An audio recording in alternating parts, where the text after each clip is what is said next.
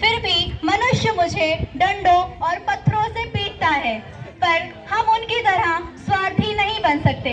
हमारा कर्म हमारा है। बस इसी के साथ मैं अपनी वाणी को विराम देता हूँ। धन्यवाद। अब बबूल बहन अपने विचार व्यक्त करेंगी। मैं सभापति जी के माध्यम से आप सबको यह बताना चाहती हूँ कि मैं आम भाई की बात का विरोध करती हूँ। हम मनुष्य के स्वार्थ के बलि नहीं चढ़ सकते। कोई हमें पीटे और हम उसे फल खिलाए, वाह! पर मैं ऐसी नहीं हूँ। कम से कम मनुष्य व उनके शरारती बच्चे मेरे नुकीले कांटों से डरते तो हैं। मुझे गर्व है कि मुझे ईश्वर ने कांटे दिए हैं। धन्यवाद।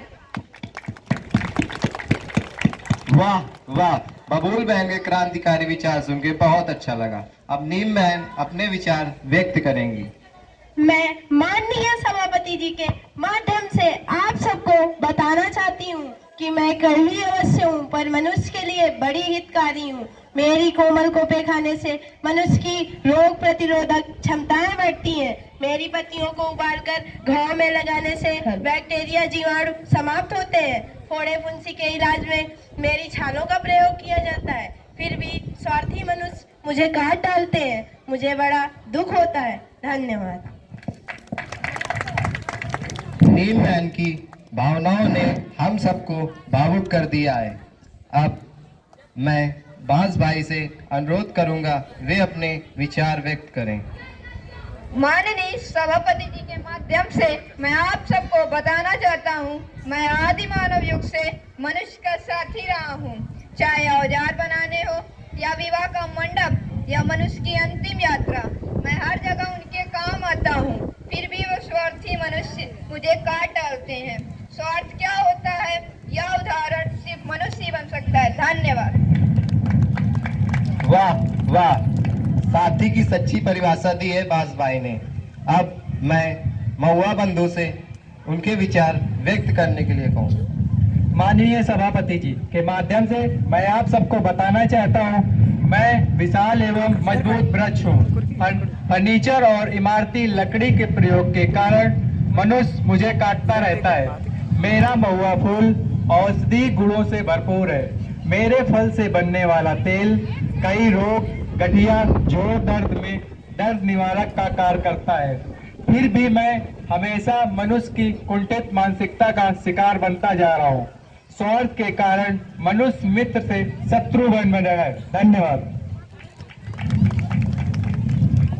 अब आदिवासी समाज की ओर से आए हुए उनके मुखिया अपने विचार व्यक्त करेंगे। सभापति महोदय, मैं आदिवासी समाज से उनका प्रतिनिधि बनकर आया हूँ। जैसा कि आप सब जानते हैं, आधुनिक मानव व आदि मानव के बीच की कड़ी होते हैं आदिवासी। हम आदिवासी प्रकृति के करीब रहते हैं। प्राकृतिक संसाधन ही हमारी जीवन रेखा और संपत्ति है। फिर भी विकास करने की आंधी में सरकारें हमारे वन्य जीव एवं वनों को नष्ट कर रही हैं। हम आदिवासी संकटग्रस्त हो गए। क्या खाएं, क्या पहने, क्या व्यापार करें और कहां जाएं, ये सारे सवाल प्रतिदिन अंतरात्मा से सवाल करते हैं। सरकार कब ध्यान देगी? सभापति जी कुछ करिए। धन्यवाद। वन्य जीव की ओर से आए हुए खरगोश जी अपने विचार व्यक्त करेंगे। मैं माननीय सभापति जी को बताना चाहता हूँ कि मैं जंगल में निवास करने वाले जीवों का प्रतिनिधि बनकर आया हूँ। वनों की कटाई के साथ साथ हम जानवरों का शिकार भी चरम पर है।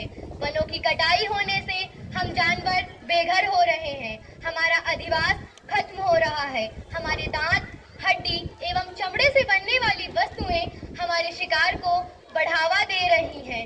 हम पर तो दोहरी मार है। पहले हमारे घर यानी कि वृक्षों को काटा जा रहा है, फिर हमारी जानें ले ली जा रही हैं।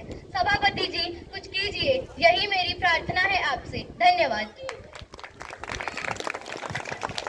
सभी सभा सदस्यों ने अपने अपने विचार व्यक्त किए जो वन के कटाव से अत्यंत डरावने हैं। अब मैं सभापति बरकत जी से अनुरोध करूंगा वे अपनी रणनीति सबके समझ रखने की कृपा करें।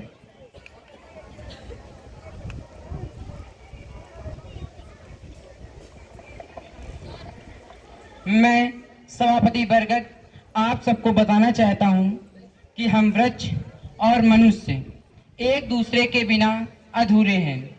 हम दोनों एक दूसरे को प्राणवायु, ऑक्सीजन व कार्बन डाई का आदान प्रदान करते हैं, फिर भी कहीं ना कहीं हमारे साथ अन्याय हो रहा है, जो कि हमारी अंधाधुंध कटाई होना है। परंतु मैं आप सबके लिए एक खुशखबरी लाया हूं। मैंने कुछ दिनों पहले भारत के यशस्वी प्रधानमंत्री जी को पत्र लिखकर इन सभी समस्याओं से अवगत कराया था। अतः उन्होंने पत्र का उत्तर देते हुए पत्र लिखा है, जो कि मैं आप सबको पढ़कर सुनाना चाहूंगा, जिससे आपके मन में आई सभी शंकाएं समाप्त हो जाएं।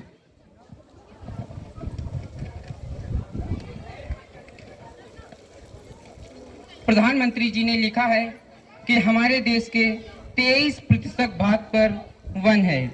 किसी भी देश के कुल क्षेत्रफल के 33% भाग पर वन होना चाहिए। भारत सरकार इस मामले पर प्रगति कर रहा है। प्रतिवर्ष वानिकी दिवस के उपलक्ष्य में करोड़ों पौधों का रोपण किया जा रहा है। वन और जीव संरक्षण के लिए पूर्व प्रधानमंत्री जी के कार्य भी सराहनीय हैं। उनके नेतृत्व में वन जीव संरक्षण अधिनियम पारित किया गया, जो 1972 से लागू है।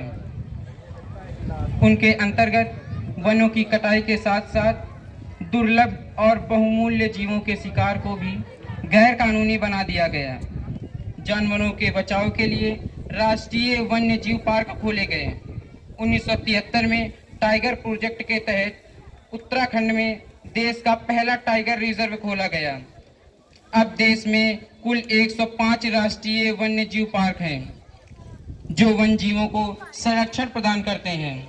भारत सरकार में 45 विशेष क्षेत्र जैव मंडल आरक्षित क्षेत्र बना दिए गए हैं, जहां आम जनता की पहुंच या किसी भी प्रकार के हस्तक्षेप प्रतिबंधित हैं। आदिवासी समाज के पलायन को रोकने के लिए, उन्हें मुख्य धारा में लाने के लिए बजट 2023 में कई योजनाएं घोषित की गई। आदिवासी क्षेत्र में हैंडीक्राफ्ट वस्तुओं का उत्पादन होगा तथा सरकार स्वयं खरीदार बनेगी।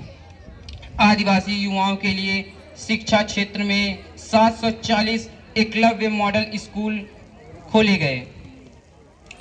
बच्चों को फ्री शिक्षा तथा छात्रवृत्ति योजना लागू की गई। समय के साथ साथ उनके संबंधी सभी मामलों में केंद्र सरकार हर संभव बदलाव करेगी। प्रधानमंत्री जी ने पत्र में हमारे संवर्धन की बात की है। चाहे वन हो, वन्य जीव हो या आदिवासी समाज, सबको संरक्षण एवं सुरक्षा देने का वादा किया है। तथा मैं अपने मानव बंधुओं से यह आग्रह करूंगा कि सबके साथ मित्रोत व्यवहार करें, पेड़ों को ना काटें। इसी के साथ मैं इस सभा का समापन करता हूं। जय हिंद।